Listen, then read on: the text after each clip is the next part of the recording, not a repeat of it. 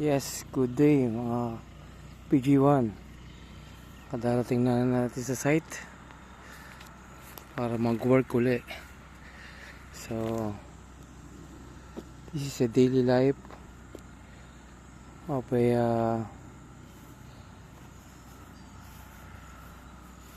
artist and a modeler. Siyempre kasama natin sa ating trabaho ang ating PG1 na si Hopper. Hopper, good morning. So yan, ready for work ulit. So ito guys ang ating ginagawa sa modular. Gumagawa tayo ng miniature simbahan. So 1-man show. On designer, ako rin ng worker. Yan. So nag-uulan kaya napatigil. So ngayon ulit ating try natin balutan ulit.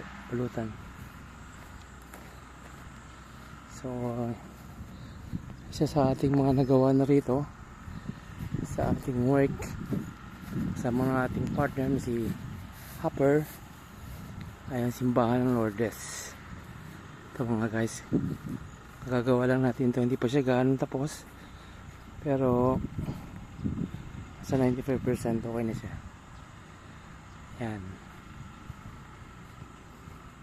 So yung iba nagawa natin sa area na yon. Siyempre kailangan natin ng partner sa pang-araw-araw na biyahe, ating PG1 Hopper. Okay, let's work. Okay, dito medyo malilim, dito tayo nagagawa tayo nagtatabas. Sukatan muna natin, tabas, kabit para hindi gaanong mainit.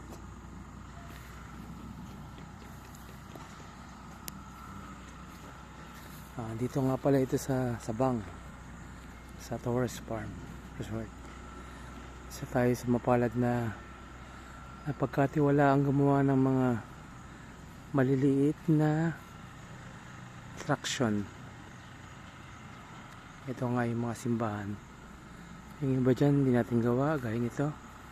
So iba ang attraction niya. At ito ang ating current project, ang simbahan sa India. Okay guys, okay, let's work.